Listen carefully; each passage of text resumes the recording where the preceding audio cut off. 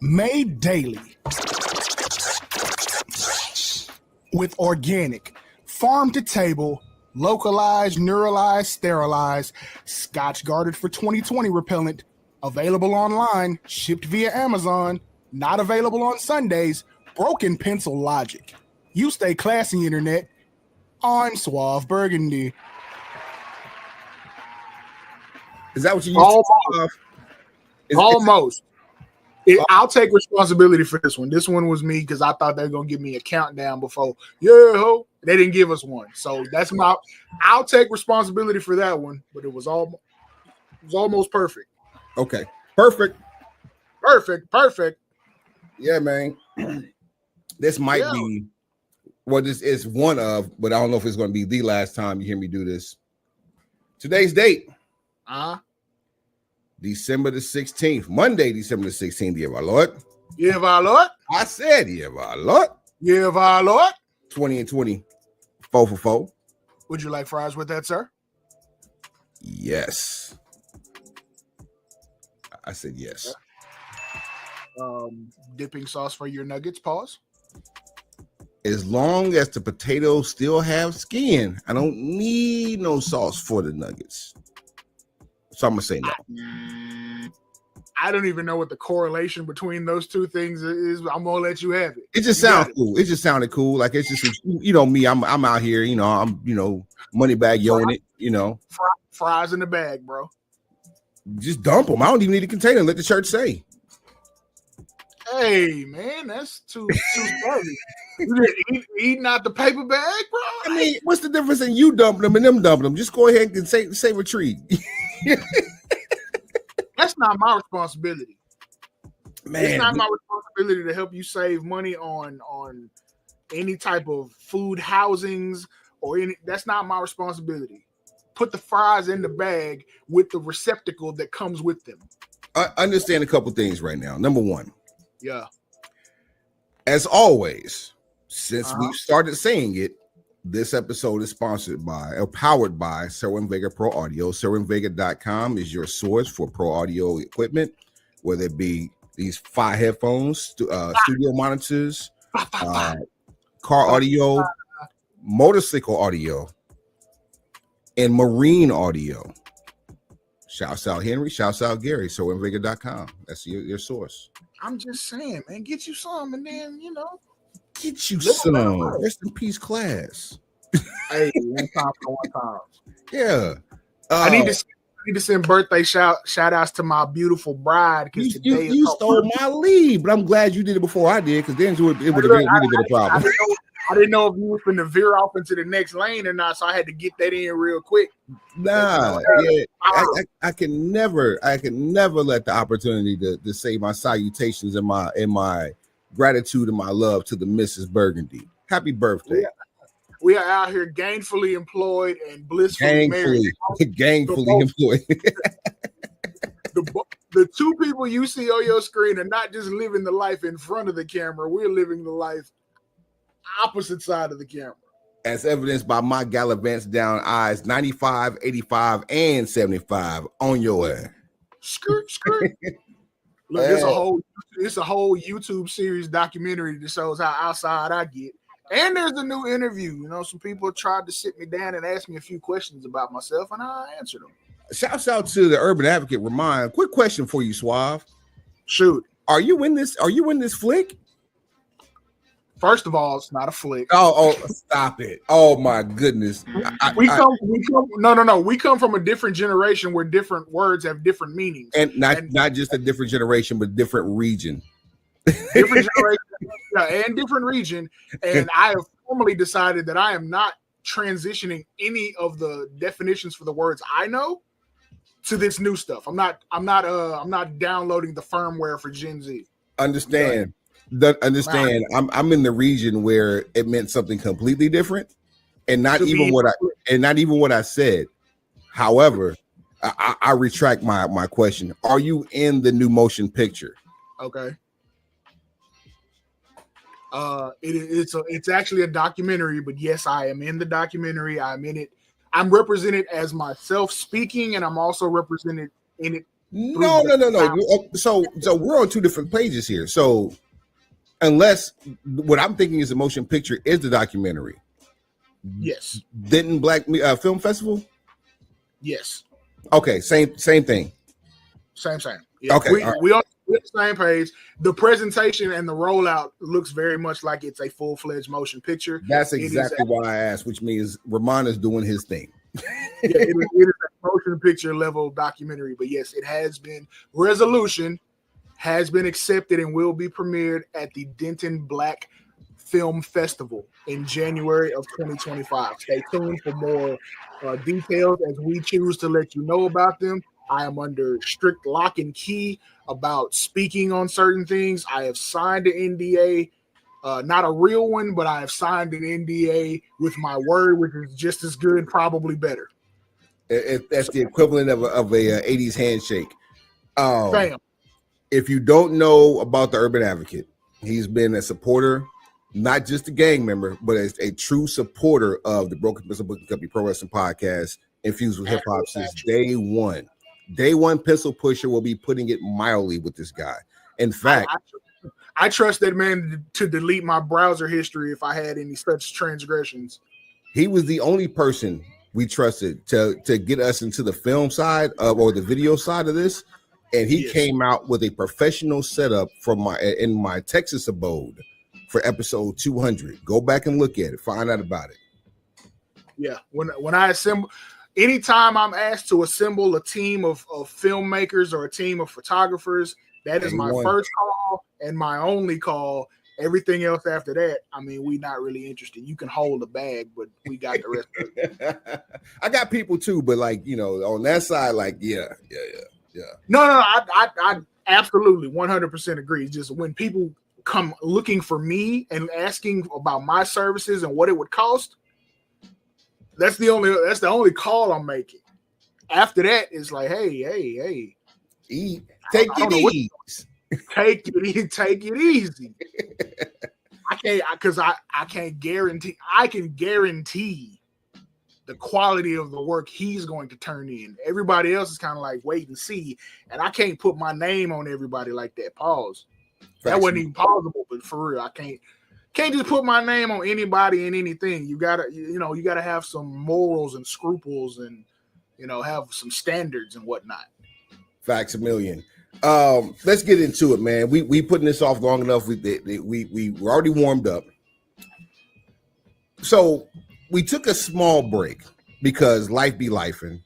Cats is under the weather. 'Tis the season. But what we have for you. You sound much better. You sound like I'm at 98.2%. That's good enough for me. And but yeah, I'm almost back to man. When I get to a hundo though, this is gonna be the best I've been breathing since the nose surgery a couple of years ago. But go get you some brown liquor. I almost spoke out a brand name that ain't gave us no money. Let me tell you something, fam. I got a couple in the cabinet right now. I'm not mentioning them without a bag. And one of them I need to see next month too, in person. We might need a spirit sponsor here soon. Hey, we always bet on black, and let's just understand. If I'm gonna go black, I'm gonna go with the biggest. I'm pulling up next month. Stay tuned. Indeed. Trav by the 7th, you're on notice. I need a Caucasian. Trav is absolutely a grumpy old man. Like I need him for this trip. He'll appreciate this trip. I feel like we got to get him involved in grumpy old men gaming at some point, somehow, some way. Take it easy. Coming soon. Take it easy. Hey, it's Trav. You pick the game. That's how much I want this to happen. You pick the game. We'll just learn it on the fly. That man's out here semi-retired, living his best life. Man, such a role model. I'm telling you, life goals. He is the role model for IDGAF. Spokesperson, straight up. We need that's what we need. We need the IDGAF Mount Rushmore. That's what. Oh my God! Hey, mixtape for the next episode. What for on the pro wrestling tip or on the personal? I'm talking about the personal tip. Both. Bet. All right. It'd be a build up to the year-end awards. Matter of fact, hold on.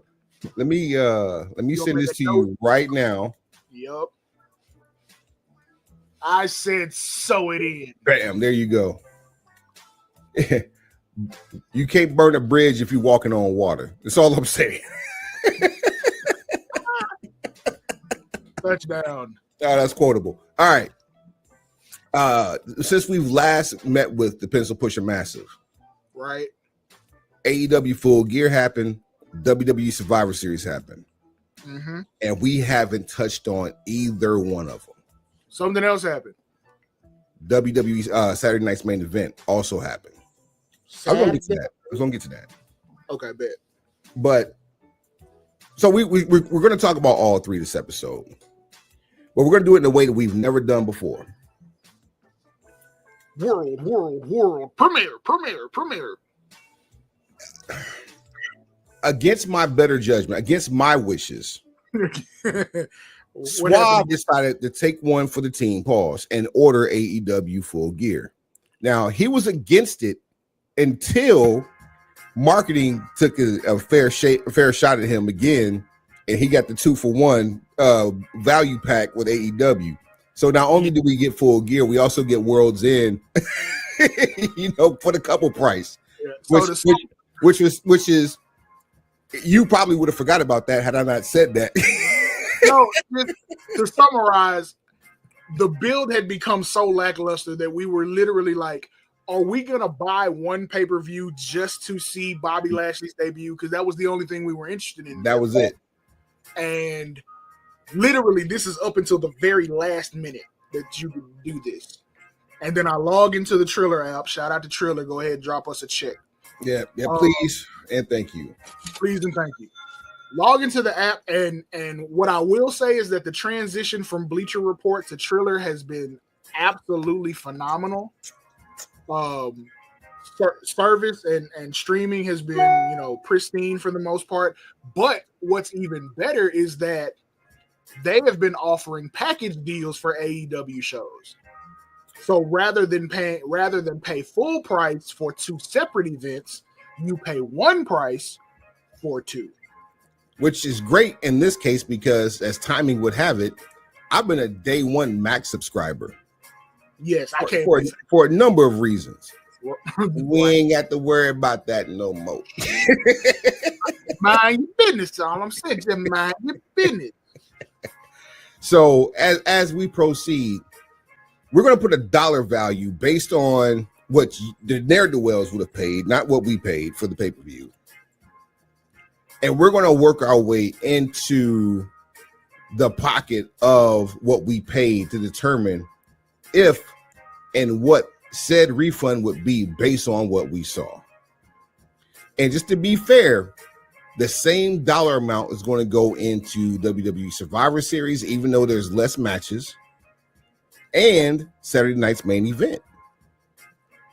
So to simplify, regular pay-per-view is what, 50? We'll call it $50. Call it flat 50. So how do you want to handle the money situation per match? Is it like the card is 10 matches divided by 50, so the max any match can get is $5? Or how do you want to handle that part? Good question. So this pay-per-view, the Full Gear pay-per-view, had a total of 12 matches, but 3 were on the 0 hour. We don't count that. That's free. Right. So 9 matches. Now, we if you're a mathematician, 50 is not divisible by 9. Right. It's not at all. I'm doing it right now. It's a whole lot 5. So we can give, and I'm only saying this match because it's the match that we wanted to see. We'll give an $11 budget to Lashley versus Swerve.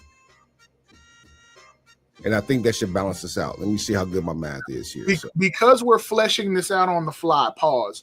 What do you think about giving a larger budget to all air quotes main event matches? Okay, all right, cool. So if we do it that way, and plus my 11 didn't matter up, and you got petitions that slap yourself like I'm doing this weekend whatever. I would call this one a co-main event, but it's arguable that there were 3 main events in this match, in this card. Okay. I like 2. So that leaves us with 1, 2, 3, 4, 5, 6, 7 matches that are not main event and 2 that are main event. So what dollar amount do we attach to the 7?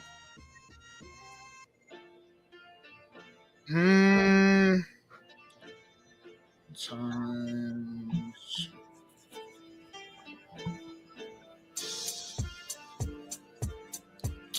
Okay, so if we did $5 a match, that gives us 35 for the 7. And then $7.50 for the other 2. Yes. Bet. Run it. We're absolutely gonna have to get a better formula for going forward, but for right now, this works fine. The problem is AEW has an odd number of matches. Always. This works perfect. I bet. So because the AEW ain't never gave us a $57 pay-per-view, have they? I mean, after taxes, you close enough. The taxes vary from state to state. Some states don't have taxes. Right. See, so you have to create a median and find the range in order to. What is the average tax percentage for the United States of America?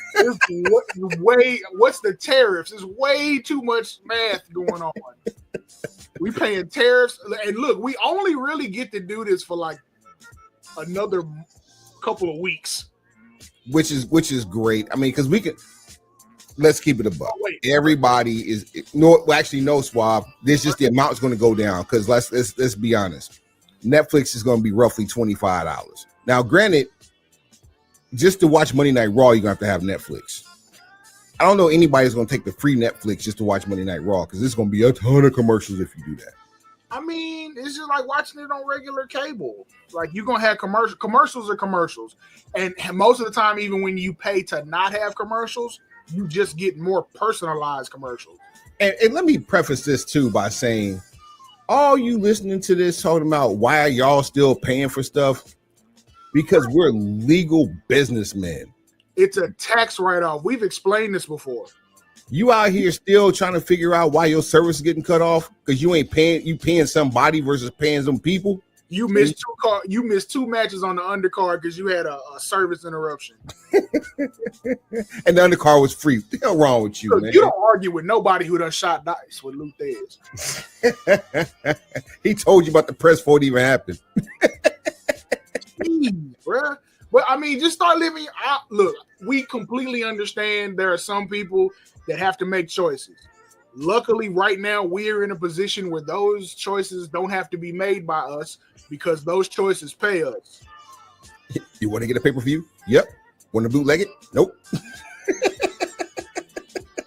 I'm good on that. And I almost did, just out of spite. Not because I wanted to. Right. Because I had to, because I wanted to. Not because we didn't have the means, but because he felt like it was not going to pan out. And honestly, right up until bail time, I was like, it was a last minute decision, and the text message with the bargain basement price 2 for 1. What good hustler can appreciate a good 2 for 1 special? Man, listen, this world was built. The world we live in now was built on the 2 for 1. Even this country we live in built on the 2 for 1. The whole country was built off the 2 for 1. Straight like that. You can't tell me you can't go to the Apple store and get you a MacBook and they don't offer you an iPad for a discounted bargain basement price. Come on, man. Facts. It's incentives. Yes, that's what we talking about. Let's get this thing moving, man. You ready? Roll it. All right, $5 on the line here. Private Party versus the Outrunners versus Kings of the Black Throne versus the Acclaimed in the Fatal 4-Way for the AEW World Tag Team Championships. So let me say this.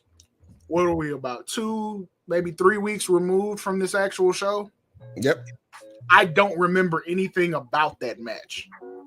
Which the one thing I remember does not include the winners. But see, but here's the thing. Oh, showing up at the AEW show. Here's the thing. The fact that I can't remember anything about it would, on one side, would say I don't have a full scope in which to judge. The other side says 3 weeks removed and I remember nothing from this show. Nothing special happened. $3 is what you get from me. you nicer than me. I was like, I need I'm gonna need 4 of them boys back. Hey man, but look, that's just disrespectful. Now, if we don't look, if this the energy we taking forward, I give you $2 and keep it pushing, bro. All right, $2. $2. All right, so they owe us 3. Treat you like school in front of the corner store. Hey, this is what I got. So they owe us 3 on that one. You owe us 3. All right, MJF versus Roderick Strong. It's just a regular old match. Oh, how the mighty have fallen. Tree fitty. You taking change? I mean, we taking change. We're not even the main event. We taking change. Change gonna come. I mean, I can't not agree with you. Like I just can't. 3 seems disrespectful to the work level. 4 is a little egregious considering the fact that this makes absolutely no sense in the grand scheme of this story between Adam Cole and MJF. Like it's so disjointed. It's so absolutely out of pocket that almost nothing could save this. So it's just a good wrestling match on a pay-per-view. It would have been just as good on Dynamite for free. They could have put this on Collision and actually broke ratings records. Nah, you wouldn't have broke ratings records, but it'd have been good. So ain't nothing saving that, and we're not gonna get into that because that's not what this show is about. So they owe us $3.50. We will give them $3.50 for that. Oh, they owe us $1.50. Yeah, they owe us $1.50. All right. Oh, Jesus. Oh. Mercedes Moné versus Chris Statlander for the AEW TBS Championship. I will say this. The amount of time that match had for a TV title match on a pay-per-view is amazing. I will give applause and credence to that.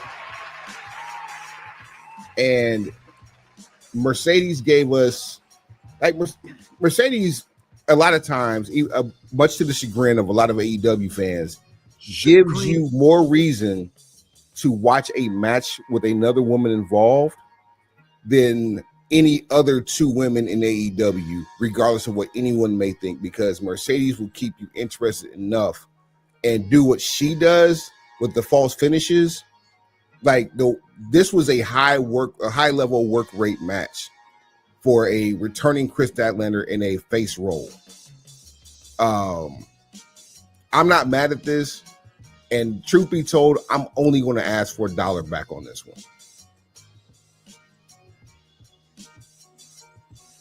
I need $2 back. Ooh. I give you $3 for the whole thing right now. Because for everything you just said, the match would have been that much better if it had been shorter.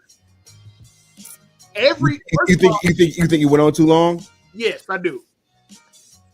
And here's the thing: it's not because I don't enjoy the work, but as you know, anytime the time limit starts to stretch, the propensity for injury increases because you have for anybody, doesn't matter who. But when you have 2 workers that are going out of their way attempting to put on a classic, see, that's the whole thing about this. Do you think that's what it is? That's what it was with this one? Everybody wants the 5-star rating from that. Oh, that Everybody wants the whole rating system. Everybody wants to have the dream match, the clinic. They want to steal the show. I get it. Sometimes it's necessary for you to just go out there and do your job to the best of your ability. A 15-minute time limit and a well-worked match probably would have served this feud better than a 25-minute exhibition of everything we can do all at once. Which is crazy because a TV title match is normally 15 minutes. I don't recall it ever being 30 on a pay-per-view, and we got 19. So I'm with you. Let's take let's give him $3 and take back 2. You with that? I'm absolutely with it. Like the last TV champion I know of that I wanted to see wrestle 30 minutes was Rob Van Dam. Man, it was just shy of what 20 years ago, 30. And it was hard to watch Jay Lethal as a TV champion when he had the world championship. I would have much rather seen the world title match than the TV title match. And see, you had to download those matches. They were for free. BitTorrent. Will you stop? No, I won't. Look, this the energy we taking into 25. I'm not pulling no punches, and we not sugarcoating nothing. We lived this life, and the way we lived it was balls to the wall. Pause. And this match went on too long. $3. And here's the one where you test that theory. Okay. Jay White versus Hangman Page. My God, today. I need $2.50. I actually put down a $3 refund on that one. And it is not Jay White's fault. You know what? I'm with you. Give me a full 3 back. $2. Like it. What's amazing to me is that Hangman Page is the absolute best version of himself and the absolute worst version of himself at the same time. At the same time. Like and it all started with a house, bruh. It all started with a house. Like, I thought about this not long ago, and I was like, maybe it's my sensibilities, and maybe it's because of the glass I'm looking through that says Hangman Page is the heel in this, air quotes. Because technically, if I liked him, or if I thought he was, if I just thought higher of him, I would think he was the face in all this, and then him smashing on Swerve the way he did in the cage, that would have been like a hero's redemption. It's the hero villain scenario I've always explained on here. It's the current meltdown that Seth Rollins is going through. It's just Seth is doing it better. It's the same story, bro. It's a tweener meltdown. So if I'm looking at him as a tweener, I don't want to root for that guy, especially against Swerve. And then now when he's not involved with Swerve, anything in a main event scenario involving Orange Cassidy where you have to actually treat him like a main eventer is absolutely asinine to me. So that already makes it look weird. Then Jay White has a lot of his magic was left in Japan. Number one. First and foremost. Number two, how much magic does he have left when everything around him is legit injured? What happened to the Bullet Club Gold? They're all hurt. That's what I'm saying. What happened to Bang? Like Bullet Club Gold became the Bang Bang Gang, and they went from heels to face.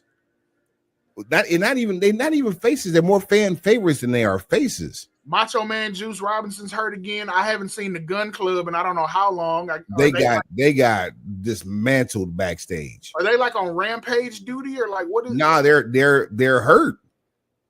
I don't know if it's storyline or what, but they got dismantled backstage. Of course, it was something that you would have seen would have been on Collision. Fam. But again, part of the problem, not part of the solution. Yeah, they're just both treading water, and their names. But if you watch the product, it's like the name has taken such a hit. If it was a stock, you'd sell. And I'm not even trying to be disrespectful to the individuals. I'm just saying, look at Look at Jay Switchblade. I'm not sold on either story. This is another match that did not need a pay-per-view to be told. We just know that Switchblade has more wins in these head-to-head matchups, but we haven't seen any of them except one. Like, sometimes using past history to tell a story has to be shaped a certain way. If you don't own the footage to these previous 6 matches they've had, stop talking about it. Sidebar, I really think they got to start looking into, and I'm sure this is going to happen when they get to Max. They got to start looking into packaging the Continental Cup tournament or Continental Championship tournament into one cohesive. Don't get him no more ideas, because they don't pay us for the ones we gave before that magically popped up on TV. It was like, oh, you sly bastard. Just all right. We got the refund on that one. Here's a good one. Kyle Fletcher versus Will Ospreay. I take the full 5 on this. You know what? The very first one where we both can agree. This also was one that probably went on a little too long, but both competitors are so good, you allow it. But imagine this was like the first of a 3-part series. Like, where do you go from here? Here's a different take on that and the answer to your question at the same time. I shoot. The fact that Will Ospreay lost clean and it took this long to do it means that Kyle Fletcher beat the ever-loving life out of him. Where do you go from here? You have to go to a stipulation match. I don't know what it's going to be, but then the third match, unless they do this in reverse, but one of the next 2 matches has got to be a Broadway. Matter of fact, I'm gonna say the next one's got to be a Broadway. But peep this. As the heel, why would you take another match from Ospreay? You beat him clean. I'm done with you, man. He's going to beg for it, or incentivize him. And I'm managed by Don Callis. Don should be the first one to tell him, "Look, we're done with you." Nope, nope. Back of the line, boss. Exactly. Like, there's no point. So you didn't. You see where the booking is an issue sometimes. You went 30 minutes. You got a clean decision. Cool. So the people in attendance, I'm sure they enjoyed themselves immensely, because we've been in a live environment like that. Even watching at home, if it was just a one-off. But for the purposes of telling episodic television stories, where do you go with that? Is that literally a one and done? And if so, why are you beating the guy who's supposed to save you? And truth be told, I don't have to see another one of these matches for a year. They can stretch this out. They can still have this rivalry, so to speak, but they don't need to have a feud. They don't have to go back in the ring with each other again for another year. I would have said if Fletcher had won instead of 30, let's give it 20, with some sort of outside interference, some sort of convoluted finish, and then they don't wrestle again until Ospreay's champ.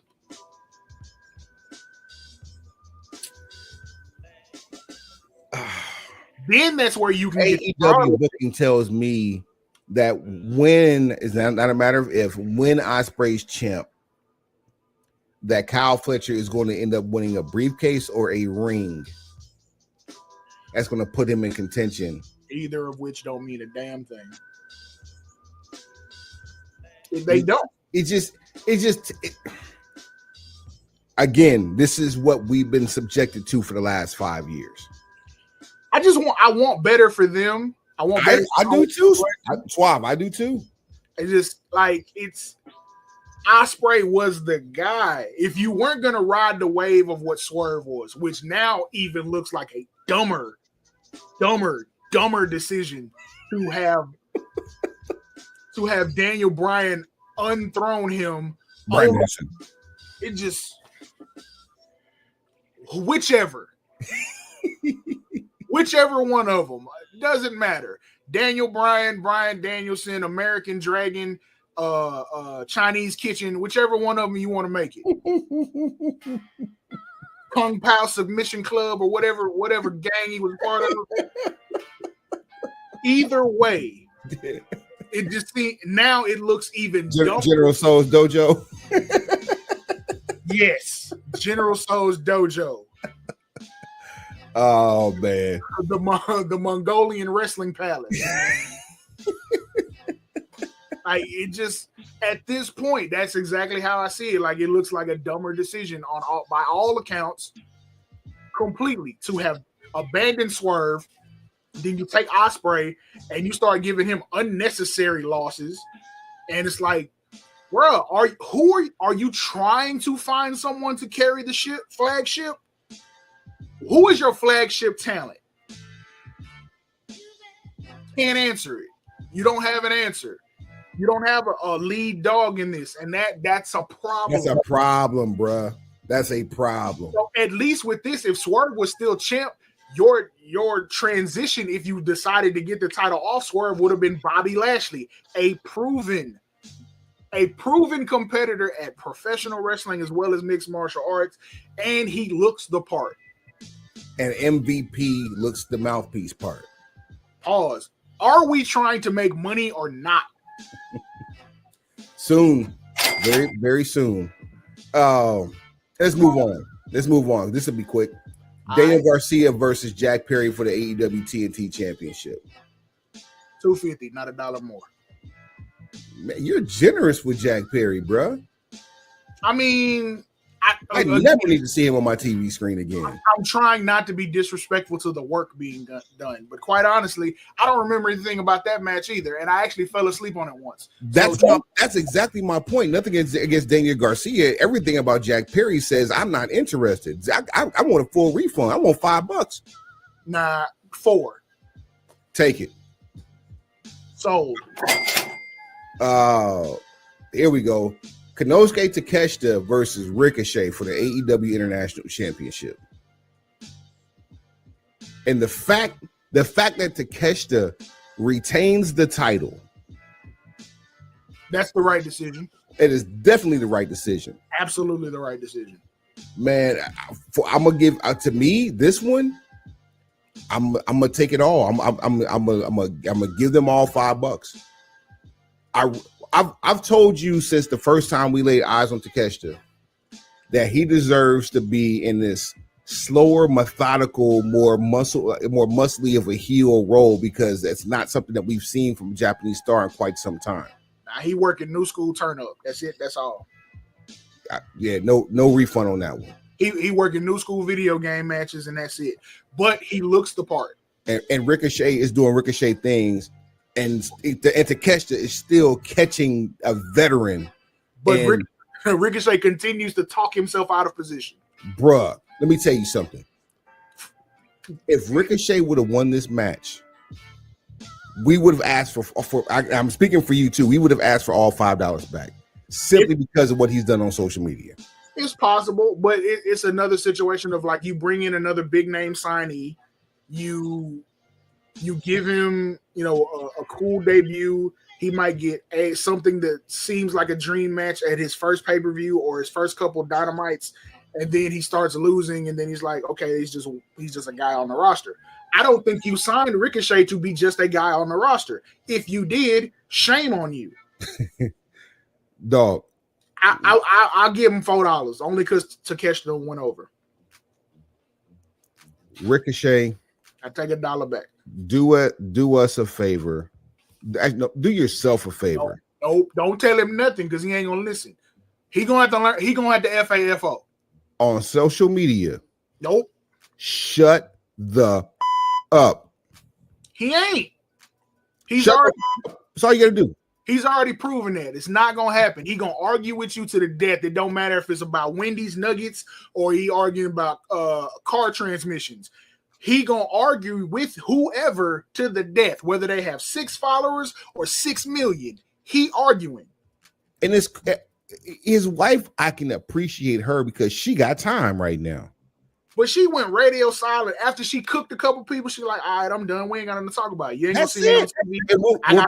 We'll catch her when Wendy's catches everybody once a year. That's it. That's all.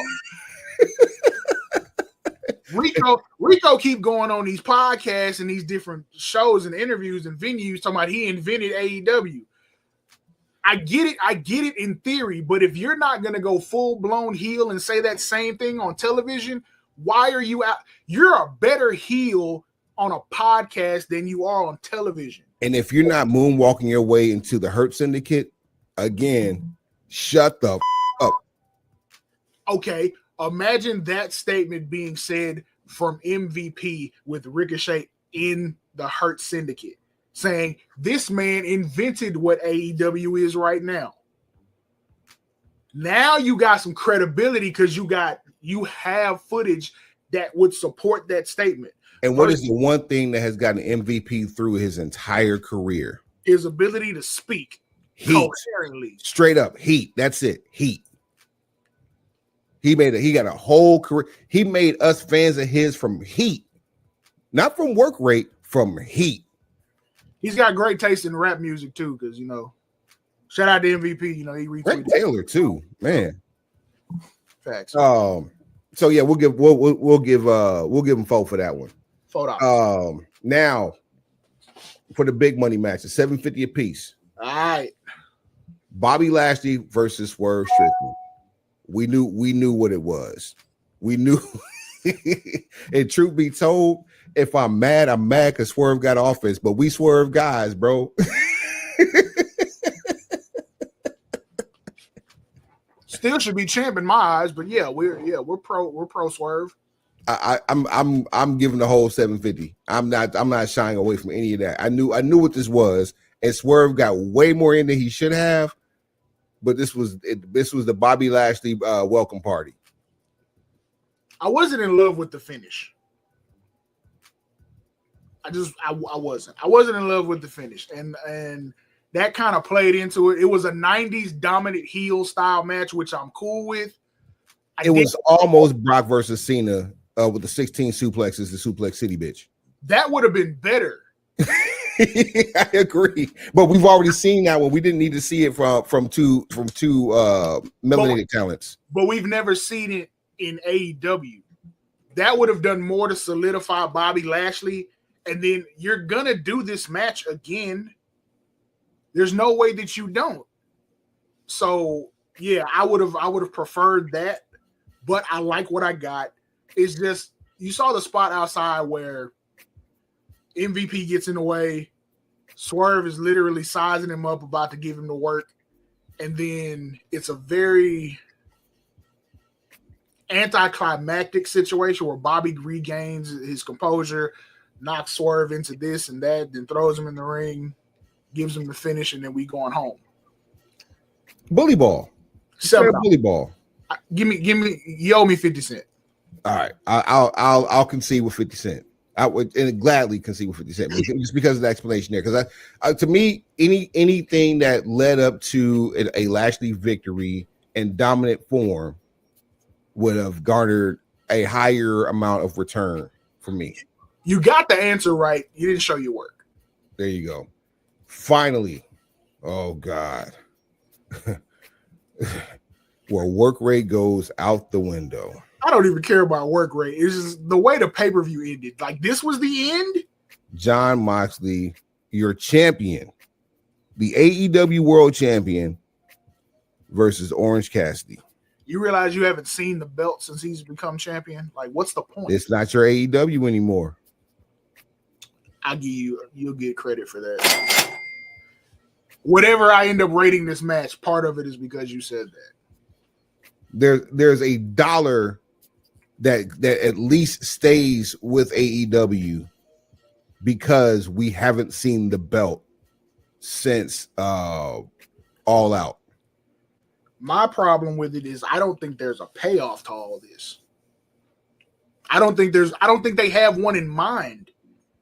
Now, when Shane McMahon was a part of the negotiations I'm not even negotiations, just when him and Tony were having conversations about possibly working together. We don't know what those conversations were. We don't, but we can surmise. They probably, they lit up and they, got some greenery and some Christmas trees in rotation and whatever. And kind of chopped up some business. Possibly went skiing. Thing is, this Jon Moxley story with this whole like hostile takeover, and this dude's a mercenary. He's like, what's Bruce Willis's character from Die Hard? John McClane. John McClane. Yeah, like not even John McClane. Like Moxley is the human version of McBain if you watch The Simpsons. So McBain is in the middle of a hostile takeover, and like if Shane McMahon was the mastermind behind all of it, like the revealed as the final boss, air quotes, I'd have been cool with it. But now it seems like you just doing stuff.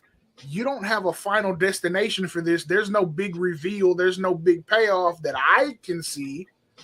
So we're just being ambiguous for the sake of being ambiguous. You could have very well done that with the TNT Championship, homeboy. Absolutely. I would have preferred you had done it with the TNT Championship. Stay away from Swerve, who was out there getting money and crossing barriers. He was swerving while he drive. Look, he out here bringing Mayweather to his matches and nothing else. We was at Rams games. We was at Jaguar games. Can you imagine if Swerve had made it to Colorado's sideline with the AEW title? Oh, boy. Boy. You don't have somebody in the room. And this is the part I keep, like, I'm going to stress this until somebody pay me.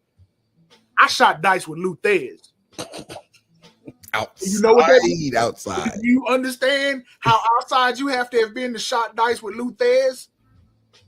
That man is a miser. He don't like to part with no money. How much is you giving this? How much you giving this? How much you spending on this? Because I 750. You're gonna be hard pressed for me to give you more than $3 for this. I'm thinking like 250 is what I'm giving, and it's only because of Moxley. So peep this. You say 250. I was saying like possibly 350. Give the extra $1. One, because Moxley smoked Orange Cassidy.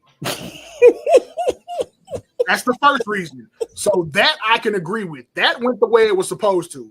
Smoke that man. Two, that whole great white hype, whatever, went out the window. the 2001 WCW Nitro ending to the pay-per-view, you got to give some money for that. Darby out here wrecking cars and like, come on. They did everything short of tearing up the ring.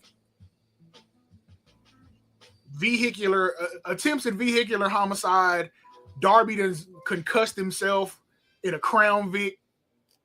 Like, come on. A 92 with that.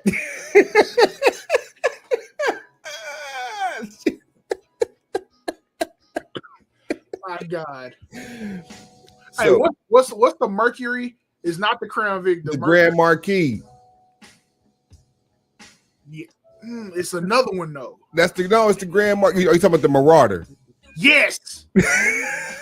Yes. There you go. The Marauder. The 2-year special. The 2-year special. Yep. Yeah. On Grand Theft Auto, if the Marauders come out, you might as well hang it up, buddy. They on your way. All right. So how much we deciding on? So that's including the $1 that we gave for the cause, $350. $350. Wow. So we given $350.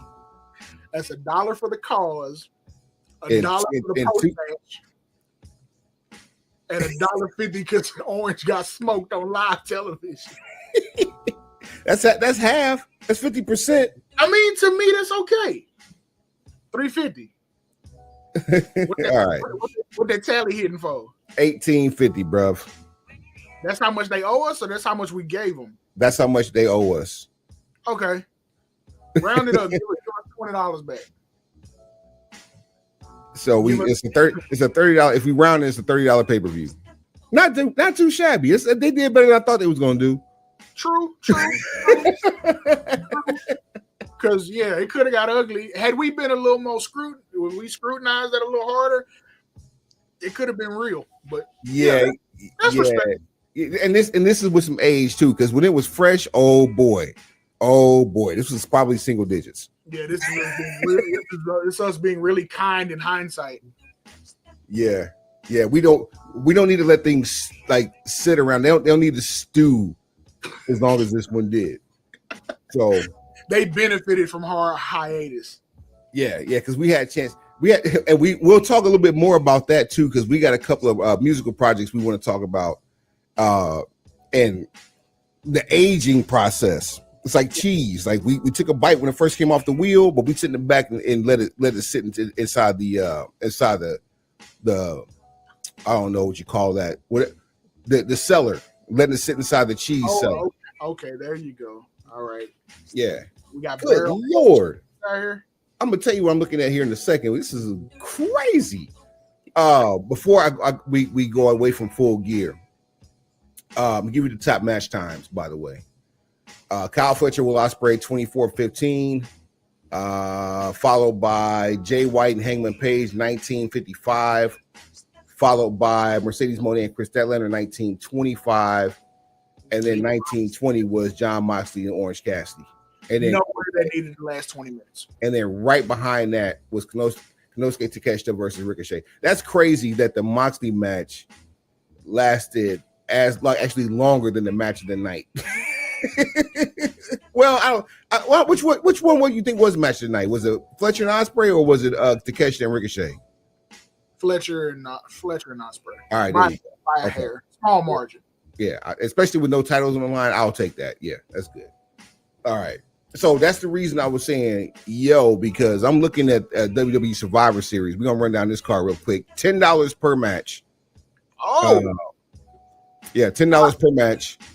$50 budget. $50 budget here. And we'll kick it off in order, same way we did the last one. This is Women's War Games match. Ripley, Belair, Naomi, Sky, and Bayley taking on Liv, Raquel Rodriguez, Nia Jax, Stratton, and Candice LeRae. Boy, I'm finna get in trouble here. $3. That's how much you giving? Yep. Yikes. Tell me I'm wrong, though. You're not. And that's actually, you're actually spot on with that, in my opinion. There was it just wasn't clicking that. It wasn't clicking that night. It was off. Yeah, it was off. Io and Tiffany, obviously, they haven't really like. And Io was the veteran of the War Games, wasn't she? To an extent. I think she had been in more women's War Games matches than anybody else. I think Bianca Belair and or Rhea Ripley may have been second in that. It just was not clicking. None of these people had chemistry. And we talked about this on the You Know Who Ain't Gonna Win about how bad this potentially could get. Luckily, no one went home with any serious injuries, but I didn't want anybody to like unalive themselves in there, but at the same time, I also didn't want it to happen because somebody missed a spot. Well, there's a lot of those missed. It was a rough night. Yeah, this is one of those where I don't think the women had a story that made sense to go in War Games. You could have done a traditional 5-on-5 Survivor Series tag match with all of these women and probably gotten a better end result. There's nothing that happened in War Games that was consequential enough to where it had to be in that cage. You did this because you had to have a women's War Games match, which I don't think you had to. Nah, it's not always necessary. Hell, you could have had a second men's War Games match with because like the way this women's War Games was put together is similar to how Dusty put together the War Games in WCW. It wasn't necessarily a faction, but people who had common bonds over the enemies. You probably had a heel group that had been running roughshod for the whole year, and then you had your core group of baby faces who united to take down the threat. with a, and you might have in the heel group may have been like 3 people, and you had 2 strays who are loosely affiliated with 1 or 2 members of the heel faction, and then you have 5 people that had a common bond to get rid of everybody on the other side.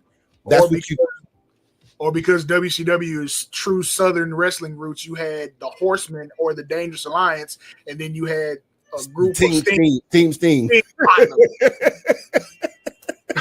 No, it's the 4 Horsemen versus Sting and them.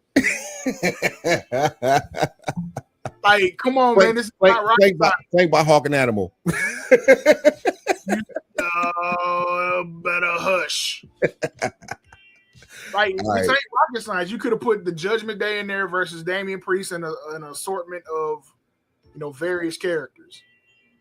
And really anybody. Damian Priest, R-Truth.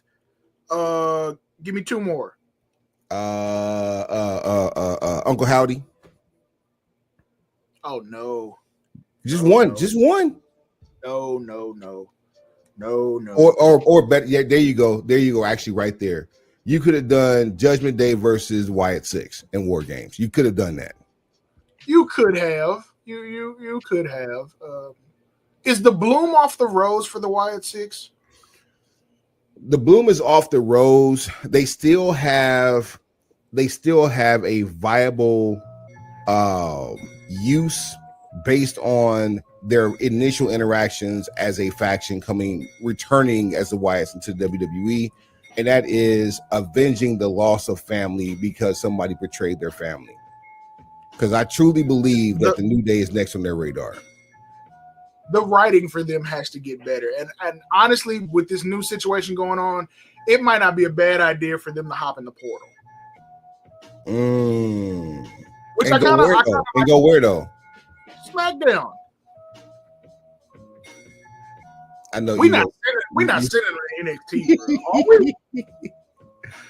I'll never see them again.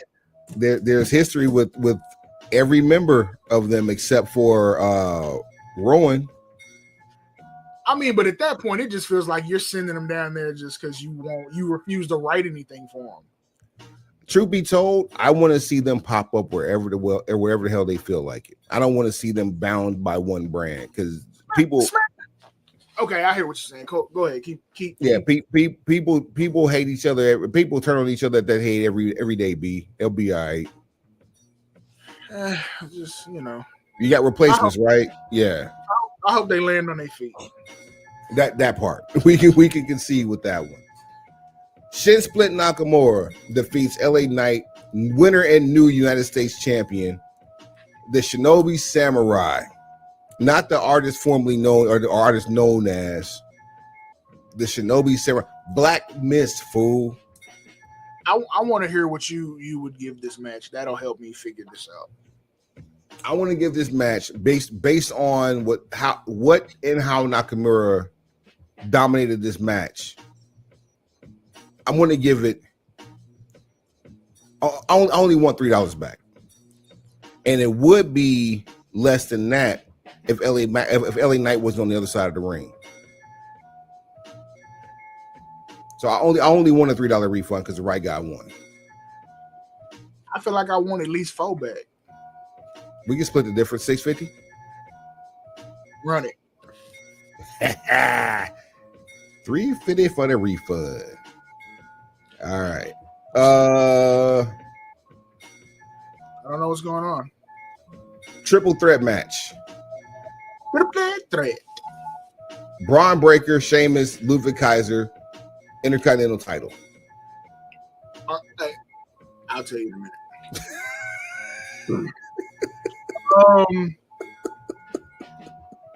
I only want $3 back on this. We got what we signed up for. I'm with you. It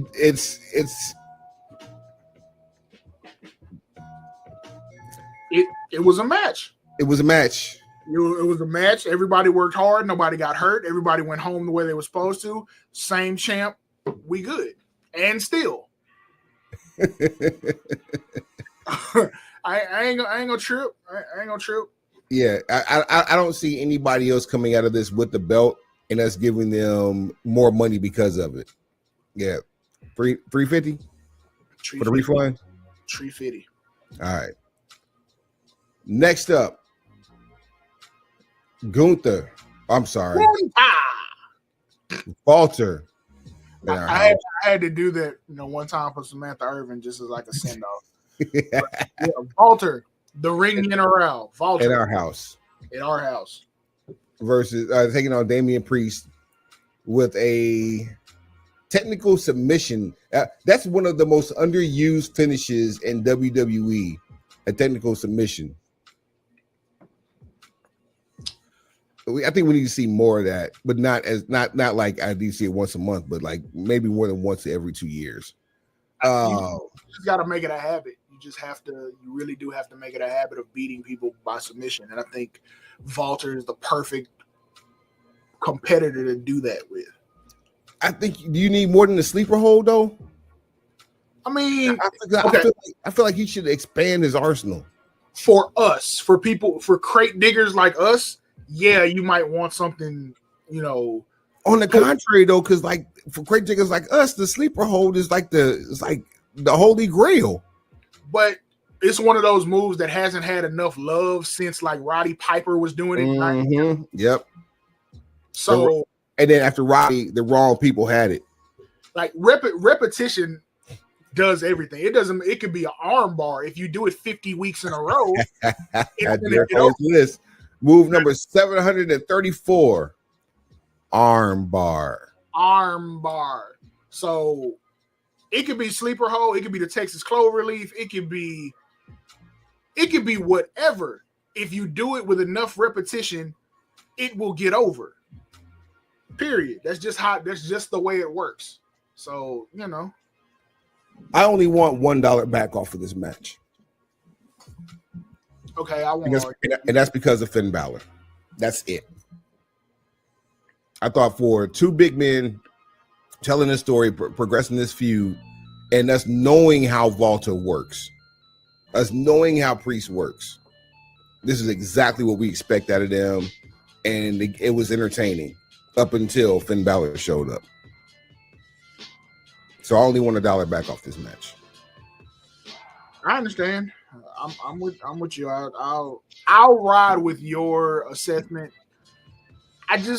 We're removed from it, and if I don't remember anything about it, specifically about the work, or if it made me actually pay attention and not look at my phone. So yeah, Typically because like I know how hard and it's so hard to say because like it's not like either one of them are my favorites, right? But like Walter's growth has just been amazing, and he hasn't changed character at all in his tenure in WWE, even going back to NXT UK. Nothing has changed about him, other than his body transformation, of course. Same thing with Priest. Like they both lost tremendous weight and got into tremendous shape and are able to actually go longer matches and tell better stories. But I just like it. I wasn't drawn away from it. So like that's if I'm not drawn away from it, then that means I'm interested, and I can go back and watch it again. I can't go back and watch the Women's War Games match again, but I can definitely go back and watch this match again. So how much money we taking back? I'm only taking back $1.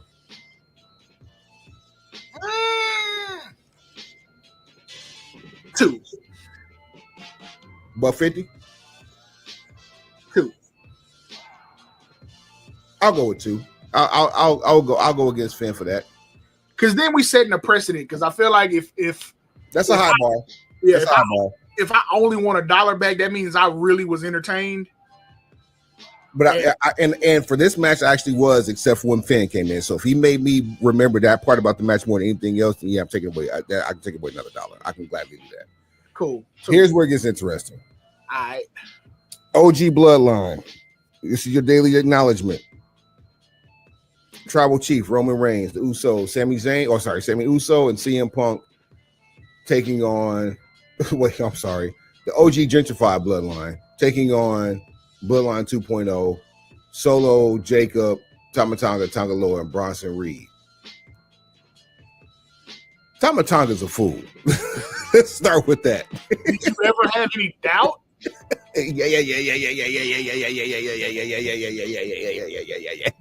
Did you ever have any doubt? Tama Tonga is a whole fool, boy. PhD and Yeah.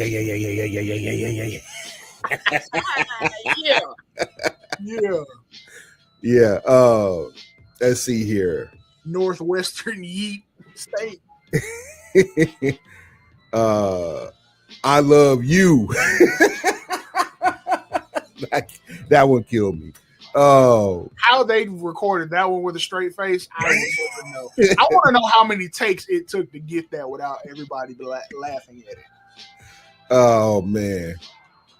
So first and foremost, on the injury side, Bronson Reed out indefinitely. My God, his foot looks like a bag of tortilla chips. I just want him to be okay because like once I really took in how serious the injury looked, the first person that came to my mind. Oh, don't tell me, Sid. No, Brian Pillman. Oh no! Oh yeah, man. Yeah, he never recovered. And you know what I'm saying? Like, and Pillman was a lighter dude. Pillman was like in that 220 range. Like Bronson is carrying around 350 easy. 350 easy. So and a lot more muscle mass on that. I'm hoping that the boot, having the traditional boot on, might have saved him a little bit to where it wouldn't have been as bad, but it did not look good at all. Let's also keep this in mind too. Repeated stress can cause an ease of injury. It doesn't cause the lack of injury, it causes the ease of it, which means it makes it easier for you to be injured from doing the same things over and over. So if that's how you take if that's how you properly deliver a tsunami, and he's doing that 6 times per night, sometimes 2-3 times a week, even at 6 feet, what's to stop him from doing it at a height that has a 60 to 70% chance of death? Understand what I'm saying? If you are at a height, if you fall from a height of 1.5 times yours, you have a 50% chance of death from that fall. That's insane. And that increases as height increases. So from his height, based on his personal height, he had a 70% chance of death making that drop. I've never had the math broken down for me like that. And now it's like, that's shocking. That's eye-opening. That is the epitome of broken pencil logic. Do your Googles, people. If you don't believe me, look it up for yourself. Now, I will say I feel like he delivers the tsunami differently off a top rope when there's a person. I'm assuming he probably wanted to protect himself coming off the top of a cage. I think the mechanics would still be the same though, because you got that much weight. You got to protect the person that you're hitting with it. But that's my point. Like his is more of a fall, so they can brace when it's off the top rope, off the top of the cage. He's got to hit a specific point. He's trying to hit the table, but also brace his fall into the table. Because if he had just belly flopped the table, exactly, exactly, that whole chance of death, and he gonna smack his mouth on the canvas like we'd have seen him. We're seeing black. No, we're seeing black screen. That's what we're seeing. We're seeing black screen. No other questions. Black screen. So yeah, just I understand why they pulled that spot out in such a high stakes, high level match. It's just unfortunate that injuries do happen sometimes. On the flip side of the coin, Jimmy Uso does the exact same spot, akin to Edge or Adam Copeland in AEW, and I'm not gonna hold Bronson Reed. I'm not gonna hold Jimmy Uso. Because I said the same thing about them when they did it in real time as I said about Adam Copeland when he did it. Freaking idiot. Did the Air Force Ones save him, or were they the cause of the broken toe? Oof. Ooh, I could say yes. Considering how my love affair with Nike has recently ended. It's oh boy. The quality control department is lacking. I have a closet full of shoes that I can no longer wear, and they're my size. That's not good. Nah, new brand coming. Nike, you want to change our mind? Send us some free stuff. And let us hop into the design room, because fam, what y'all doing for my toes right now ain't it at all. Man, it's Jimmy Uso out, and definitely. I think his stint at home is going to be shorter than the other two. Yeah, 6-8 weeks. He should be back for Rumble time. And I said the other two, and I just mentioned two names. Who's the third one? Tonga Loa. That man has been snake bit his entire WWE tenure so far. Tonga Loa returns from injury to protect himself from a toolbox. Unnecessary. And while protecting himself from a toolbox, ruptures his tricep. I mean, is it a tricep or bicep? Either way, a muscle in his arm. A major muscle in his arm. Gone. Tricep. 8 months minimum. Woo! That's woo. And this match was good. But when the body started falling, boy, they fell. MVP shout out to Jacob, because Jacob a dog, man. Dog, we said this. We knew what it was gonna be when he got to that level. Since the first year of this show, we've talked the praises of the Samoan Werewolf. We've seen him. He been that numerous times. Seen him live in the dude y'all seeing now is a more tame, subdued version of the animal that we saw. The Samoan savage, as they called him. Another man who got in the gym and got right and showed up. He done showed up and showed out from day one. Like, he is the MVP of this next. He's the MVP of Chapter 5. All of this waxing poetic of his ills that Corey Graves is doing is only setting him up for one of the biggest championship runs we've seen this side of Roman Reigns. Oh, he gonna run somebody's show. Please believe it. When Roman decides to go start doing movies and you see him less and less, that's the one. That's the next guy.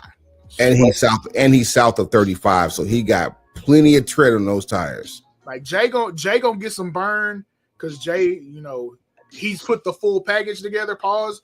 But yeah, like, y'all gonna have to deal with Jacob, and ain't gonna be no way to talk around it. You're gonna have to deal with him. So the crash tests are they failed miserably. We saw some good storytelling in the holding cells. We saw some good storytelling inside the ring. Yes. What you and I can appreciate, simply because we know that there are people out there that deserve to get a shot into this feud that don't need to be injected into it, even if Paul Heyman and the favor is on the line. We did not need the gentrification of this storyline at all. I didn't want it, but I understand it. And now, from things we've discussed since then, we kind of see where this is heading. And if Roman and his saga of the bloodline is going to be a continued opportunity to get people involved and more on television and more in a position to where you care about them, from a business standpoint, there's no way that you don't do that. It's just, it's odd to me when I see either the air quotes fans on on the internet or some of the talent who speak ill of Roman and his position and different things that he's awarded and favored. Yet when it's time for you to get on or time for you to get over, that's who you got to go through. Like the gateway to a bigger check, the gateway to a better spot on television is through Roman Reigns or CM Punk. And those are the people that get the most nonsense talked about them by workers and non-workers. It ain't even close. I mean, look, just deal with it. Accept it. Deal with it. It's okay. So all that said, Suave, magic number. How much we taking back? I need the story executed well. I feel like I need maybe $1.50 back just on injuries. I said 2, and $1 of it was for the injuries. The other dollar was for the storyline.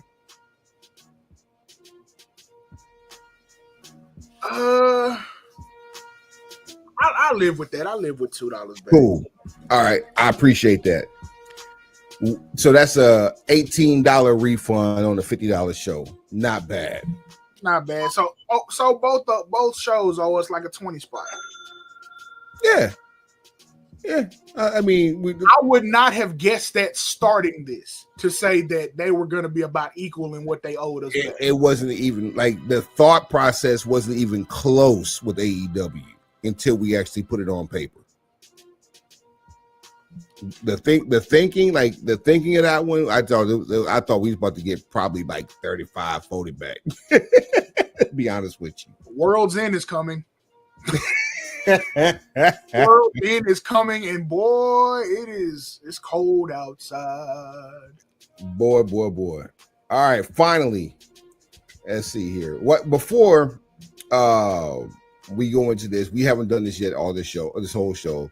Show at brokenpencilbc.com, brokenpencilbc@gmail.com. It's at brokenpencilbc on all things social. At brokenpencilbc on what? Everything. Tell me how much money that you got back from these pay-per-views based on how much you spent. And give yourself a dollar amount, because if you didn't spend anything, you want some money back, slap yourself. That ain't how this works. Just use our metric, $50. Work your way down. That's it. It ain't that hard. If it divides evenly, boom. If it doesn't, put your main events in a higher tax bracket, because they should be. Can you believe that it has been since 2008 since we've had our last Saturday Night's Main Event, and we have just as many Saturday Night's Main Events as we have Survivor Series? What? Now, granted, that's a really unfair statement, because Saturday Night's Main Event was at one point a quarterly event. I mean, you know. So the numbers got ran up, kind of like Clash of the Champions did. Dick Ebersol was out here trying to get to it. To the bag. And even at one point, I think they had one on Fox, if I'm not mistaken, which was terrible. Everybody just chill. Everybody relax. The last one these main events, man. the last one in 08, was that the one in Dallas? The last one in 08 was actually in DC. Okay, so what, Dallas was 06? Henry had the kneecap injury. Who? Mark Henry. Yeah, that was Dallas. That was 06. I was there. Ooh, were you? Yeah. I was oh man, I don't remember that one. I was recovering from a heart attack. Yo. Yeah. I had to look at the date on that one, bro. Wow. That's why I don't remember. And man. And the main event was DX versus the Spirit Squad. My God. Yes, that was the main event. I need to go back and acknowledge that one, man. Wow, that's crazy. I was on the cock pause watching old Saturday Night's Main Events in preparation for this. I had just made it to the early 90s. So we were like, matter of fact, that wasn't even early 90s. We're still in late 80s, like Twin Towers versus Mega Powers. Mm-hmm. That's where I kind of made it to over the last week. I remember every one of these. Let's see here. I don't remember the battle royal at in Omaha. I don't remember that one. And that's how I see it. Sid versus Flair and the Undertaker. Talk about a classic. Oh my! Oh, that's 92, baby. That's 1992. Let me tell you something. When I tell you what's happening, that when Sid left Hogan hanging. Pause. Yeah. Oh, but that's how you got the text I sent you about November of 1986. November of 1986. For those of you who want to go on Peacock and watch old Saturday Night's main events, Slick sold the contract of Hercules Hernandez to Bobby Heenan. Yep. Before the show started. I made a very off-color text message to my co-host that will not be unveiled on this show whatsoever. In any shape, form, fashion, not even paraphrased. But just think about what I said. Slick. So Slick from Fort Worth, Texas, sold the rights to a man named Hercules Hernandez. To Bobby Heenan. Named Bobby Heenan. Do with that information what you will. In 1986. 86, November of 86. This is Reaganomics. Oh my God. The levels. Say, man, you went off the glass with that one, buddy. 360 win. Oh man. You see the dunk contest? What do you do? Windmill. Off the glass. Windmill. Oh man. All right. So thank God this dark match wasn't on the TV. They could have kept it. I'm glad they did. This dark match. Yeah. All right. $50 on the table. You ready? Yeah, how many matches we got? We can do this. We can do this in a minute a match. This is easy. It's light work. Drew McIntyre versus Sami Zayn. What's the budget? $50. Yeah. So what are we spending per? $10 per. Actually, no, not this one. Let's go $30 because it's on free TV. $5 per match. The equivalent of free TV. Yeah, $5 per match. So this is like the equivalent of like when they were doing the Starcade house shows. Oh no, this ain't the equivalent. This was on NBC. We just watched it on the cat. Okay, pause. So $5. All right, Drew McIntyre, Sami Zayn. $5.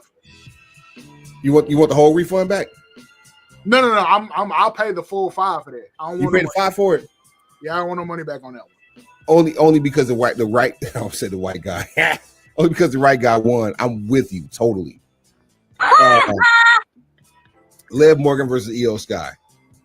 I know you're not a Liv fan, bro. It's not that I'm not a Liv fan. It's just I'm not as much of a Liv fan as people on the internet. And people on the internet are using a certain criteria as to why they are a fan. I get it, I understand it, but at no point should it don't work. At no point should that ever factor into the calculation so much that it takes somebody from mid or meh to masterful. Yeah, absolutely. Like I'm Charlotte Flair. There's nothing that Charlotte Flair presentation on television wise is going to do that makes me feel less about her ability to deliver in the ring. So I'm not going to gas it up one way or the other. She's good in the ring even if I don't care for the character work. Yep. And that's my thing. Her ring work is dope. Certain ranges of her character, not this certain incarnate, this is current incarnation, but certain ranges of her character work I rock with. This match was what it was. I'm not sure if I'm ready for Liv's title reign to end. I'm also not sure if Io was the one to beat her, especially after coming off a War Games match. No, this is earmarked for Rhea. They're just dragging it out.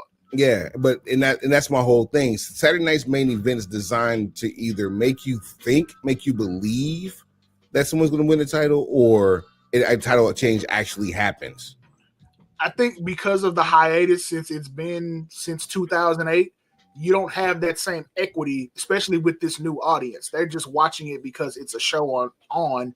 We're going off historical context that says you possibly could have a title change because this has happened previously. I don't think we can use that with this new iteration of Saturday Night's main event.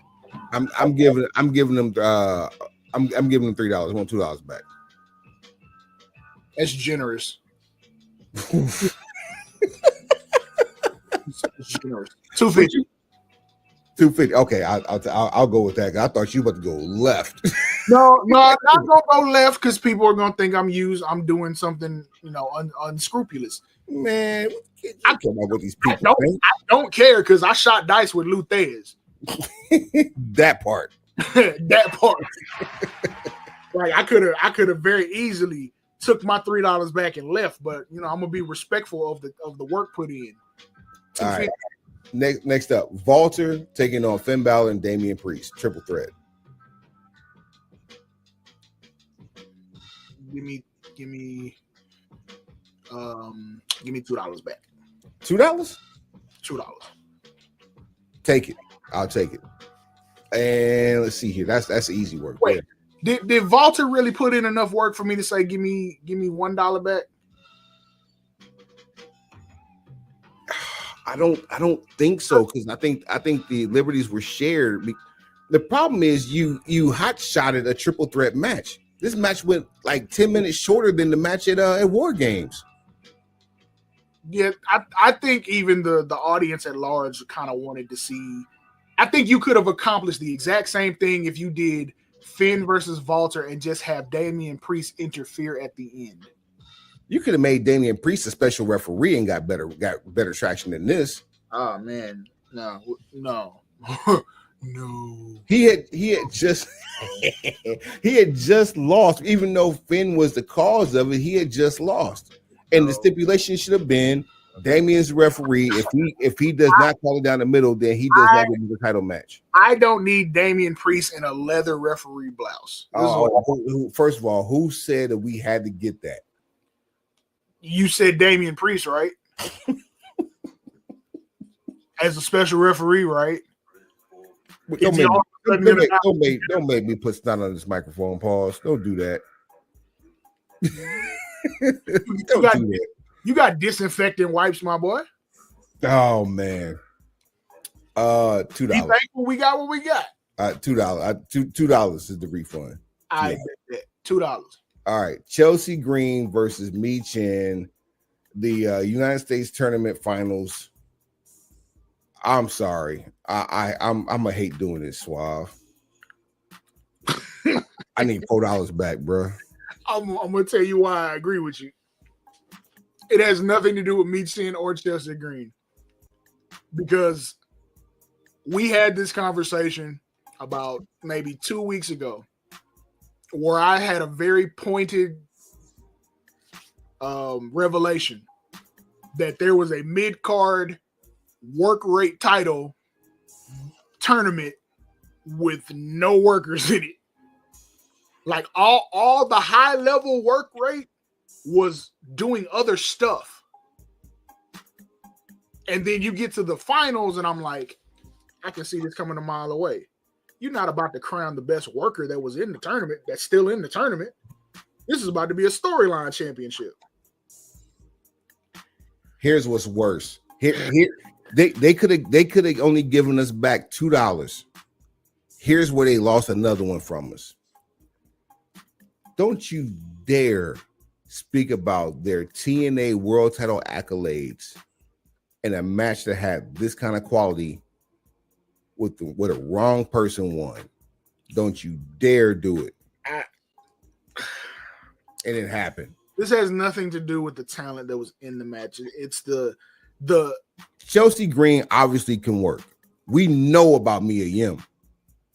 Like Mia Yim from her time as Jade and TNA to NXT. What did I call her not that long ago? Gail Kim 2.0? Man, listen, that woman can work. She got juice. She can go. Chelsea recovered from injury. Now, Chelsea ain't been the same since she's been injured, but she comes from good pedigree, number one. Two, her husband is one of the most accomplished reinvented wrestlers in the indie scene right now, and he's living his best life doing so. Man, that's cool and all, but that doesn't transfer by proxy. It does not, and it should, and that's part of the problem. It should, but it doesn't. I mean, you know, it is what it is. Congratulations to Ann New. But the wrong person won that match, especially for what that title represents. The wrong person won that match. Get my $4 and make sure all the faces point the same way. Same direction and up, and count them out. Please don't fold them over like Smokey did, the big worm. Finally, Cody Rhodes versus Kevin Owens for the WWE Undisputed Championship. I take the 5 on this. Because I'm looking at it as a total presentation. So there's the match, there's the post-match stuff, and there's what Kevin Owens got into it with Triple H with. So that's a complete presentation. That is for sure a full $5 match if you put it like that. As a main event presentation, that is a $5 offering. Here's where I combat that. Okay, I'm listening. If there truly was smoke before the match, and that translated on camera to worked heat or worked shoot on TV and post-match, why couldn't we have got an egregious DQ with that package pile driver? Is it because it was on network TV? Do you think that would have been the problem when we had more eyes on the product or more potential eyes on the product? Because truth be told, you go off the air with a hurt champion. That's the equivalent of Hogan bleeding in the 80s. Again, I understand where you're coming from. I feel like you've got to build more equity in the new incarnation of Saturday night's main event with this newer audience. Okay. For it to have that effect. I think what you did was good enough. You got your champion over because he's in front of more faces than he's ever been in front of. You also get Kevin Owens looking strong. He looks like a world beater type heel, like he's dastardly on another level. Shout out to the red elbow sleeve. That was a nice touch. Standing on the champion while he's on a back brace is it's subtle, but it's great. Yeah, that's a different kind of effectiveness. And then the interaction you get between Kevin Owens and Triple H is kind of like, let's be very clear. Triple H hasn't been physical at all since his retirement. It's like it would be like John Jones getting in a shoving match with Dana White.